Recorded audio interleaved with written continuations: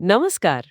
ଆଜି ଆମେ ଏକ ବଡ଼ ଗମ୍ଭୀର ଆଲୋଚନା କରିବା। ହଁ ନମସ୍କାର। ଆମ ପାଖରେ ଗୋଟେ ଉତ୍ସ ଅଛି, ସୂଚନା ପ୍ରବେଶିକା, ଆଉ ସେଥିରୁ ଆମେ କମ୍ପ୍ୟୁଟର ଗୋଟେ ମୂଳ କଥା ଇନପୁଟ୍ ଡିଭାଇସ୍ ବିଷୟରେ କିଛି ଜାଣିବାକୁ ଚେଷ୍ଟା କରିବା। ହଁ ଇନପୁଟ୍ ଡିଭାଇସ୍ ବହୁତ ଗୁରୁତ୍ୱପୂର୍ଣ୍ଣ ଜିନିଷ। ହଁ, ତେବେ ଆମର ଲକ୍ଷ୍ୟ ଖାଲି ସେହି ସଂଜ୍ଞାଟା ଜାଣିବା ନୁହେଁ, ବରଂ ତାର ପ୍ରକୃତ ମହତ୍ତ୍ୱ କ'ଣ, ଆଉ ଏମିତି କିଛି ଦିଗ ଯାହା ଆମକୁ ଭାବିବାକୁ ବାଧ୍ୟ କରିବ।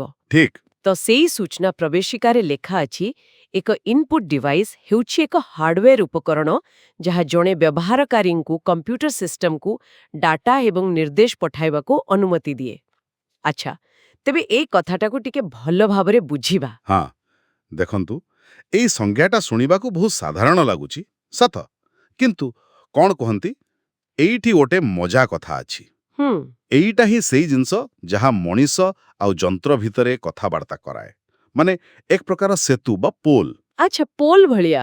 ହଁ, ଆମ ମନର କଥା, ଆମର ନିର୍ଦ୍ଦେଶ ସେସବୁ କମ୍ପ୍ୟୁଟର ପାଖକୁ ଯିବ କେମିତି? ତ ଏଇ ଇନପୁଟ୍ ଡିଭାଇସ୍ ସେଇ କାମଟା କରେ। ଏଇଟା ନଥିଲେ କମ୍ପ୍ୟୁଟରଟା ଗୋଟେ ବ୍ୟାକ୍ସି ରହିଯିବ, କିଛି କାମ କରିପାରିବନି ନିଜେ ନିଜେ। ହଁ, ଠିକ୍ କହିଲେ, ମାନେ ପୁରା ନିଷ୍କ୍ରିୟ। ଏକଦମ।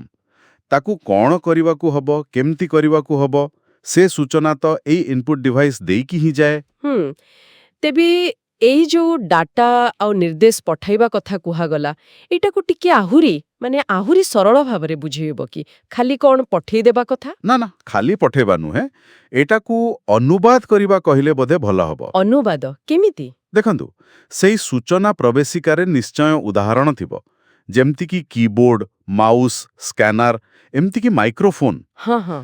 ତ ପ୍ରତ୍ୟେକ ଡିଭାଇସ୍ ଗୋଟେ ଅଲଗା କାମ କରୁଛି। ଆମେ ଯେତେବେଳେ କିବୋର୍ଡରେ ଟାଇପ୍ କରୁଛେ, ସେ ଆମ ଅକ୍ଷରକୁ କମ୍ପ୍ୟୁଟର ବୁଝିଲା ଭଳି ସଂକେତରେ ବଦଳଉଛି। ମାଉସ୍ ଆମ ହାତର ଚଳପ୍ରଚଳକୁ ସ୍କ୍ରିନ୍ ଉପରେ କର୍ସର ଚଳପ୍ରଚଳରେ ବଦଳଉଛି। ମାଇକ୍ରୋଫୋନ୍ ଆମ କଥାକୁ ଡିଜିଟାଲ ଡାଟାରେ।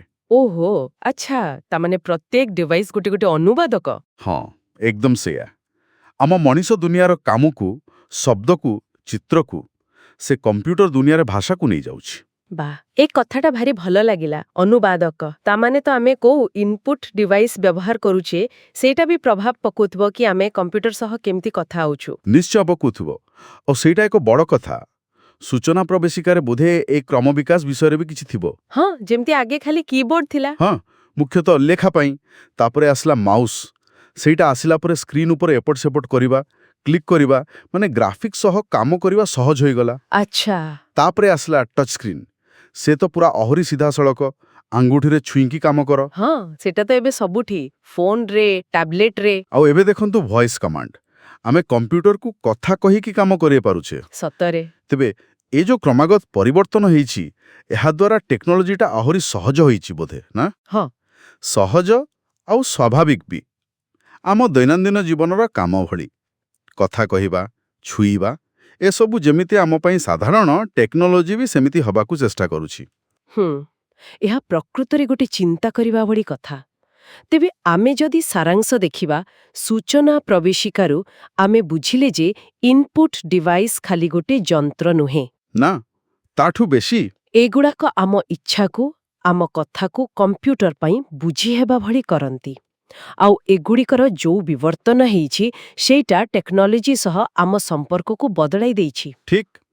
ଆଉ ଏଇଟା ବୁଝିବା ମାନେ କମ୍ପ୍ୟୁଟର କେମିତି କାମ କରେ ତାର ଗୋଟେ ମୂଳଦୁଆ ଜାଣିବା। ହଁ। ଆଉ ଯଦି ଆମେ ଟିକେ ବଡ଼ ଚିତ୍ର ଦେଖିବା, ମାନେ ଏଇ ଯୋଉ ଇନପୁଟ୍ ପଦ୍ଧତି ସବୁ ବଦଳୁଛି, ଏଇଟା ହିଁ କମ୍ପ୍ୟୁଟରକୁ ସମସ୍ତଙ୍କ ପାଖରେ ପହଞ୍ଚାଇବାରେ ସାହାଯ୍ୟ କରୁଛି। କେମିତି? କାରଣ ଯେତେ ସହଜ ହେବ ବ୍ୟବହାର କରିବା, ସେତେ ଅଧିକ ଲୋକ ତାକୁ ଆପଣେଇବେ ନା। ହଁ। ଆଗରୁ କମ୍ପ୍ୟୁଟର ଚଳେଇବା ଗୋଟେ ବଡ଼ କଥା ଥିଲା। ଏବେ ଛୋଟ ପିଲା ବି ମୋବାଇଲ ଚଳାଉଛି ଟଚ୍ କରିକି। ହଁ, ସତ କଥା। ବ୍ୟବହାର କରିବାର ବାଧାଟା କମି ଯାଉଛି। ହଁ, ମଣିଷର ଭାବନା ଆଉ କମ୍ପ୍ୟୁଟରର କାମ କରିବାର ଶକ୍ତି, ଏ ଦୁଇଟା ଭିତରେ ଯୋଉ ଦୂରତା ଥିଲା, ସେଟା କମୁଛି। ଆଉ ସୂଚନା ପ୍ରବେଶିକାରେ ବି ବୋଧେ ଏଇ କଥା ଉପରେ ଜୋର ଦିଆଯାଇଥିବ ଯେ ଭବିଷ୍ୟତରେ ଏହା ଆହୁରି ସହଜ ହେବ। ଆଚ୍ଛା, ଏସବୁ ଶୁଣିଲା ପରେ ଗୋଟେ ପ୍ରଶ୍ନ ଆସୁଛି ମନକୁ। ହଁ, କୁହନ୍ତୁ। ଯଦି ଭବିଷ୍ୟତରେ ଏ ଇନପୁଟ୍ ଡିଭାଇସ୍‌ଗୁଡ଼ିକ ଏତେ ଉନ୍ନତ ହେଇଯିବ, ମାନେ ହୁଏତ ସେନ୍ସର ଲାଗିଥିବ ବା ଆର୍ଟିଫିସିଆଲ୍ ଇଣ୍ଟେଲିଜେନ୍ସ ଏତେ ଶକ୍ତିଶାଳୀ ହେବ ଯେ ଆମେ କହିବା ଆଗରୁ ସେ ବୁଝିଯିବା ଆମକୁ କ'ଣ ଦରକାର। ହୁଁ, ଏକ ସମ୍ଭାବନା ତ ଅଛି। ତ ସେତେବେଳେ ଆମେ ଯେଉଁ ନିର୍ଦ୍ଦେଶ ଦେଉଛେ ବୋଲି କହୁଛୁ ଆଉ ସିଷ୍ଟମ ଯାହା ନିଜେ କରୁଛି ଏ ଦୁଇଟା ଭିତରେ ଯେଉଁ ସୀମାରେଖା ସେଟା କ'ଣ ପୁରା ମିଶିଯିବ? ମାନେ କିଏ କାହାକୁ ନିର୍ଦ୍ଦେଶ ଦେଉଛି ସେଟା ଜଣାପଡ଼ିବ ତ? ବାଃ, ଏଇଟା ଗୋଟେ ବହୁତ ଭଲ ପ୍ରଶ୍ନ ଆଉ ଚିନ୍ତା କରିବା ବାଲି କଥା ବି। ସୂଚନା ପ୍ରବେଶିକା ଆମକୁ ମୂଳଦୁଆଟା ବୁଝେଇଲା, କିନ୍ତୁ ଟେକ୍ନୋଲୋଜି ଯେମିତି ଆଗଉଛି ଏଇ ସୀମାରେଖା ନିଶ୍ଚୟ ଧୀରେ ଧୀରେ କ'ଣ କହନ୍ତି ଅସ୍ପଷ୍ଟ ହେବ। ଏହା ଉପରେ ଆହୁରି ଆଲୋଚନା ହେବା ଦରକାର। ହଁ, ନିଶ୍ଚୟ। ଏହା ଏକ ଭଲ ବିଷୟ ଭାବିବା ପାଇଁ।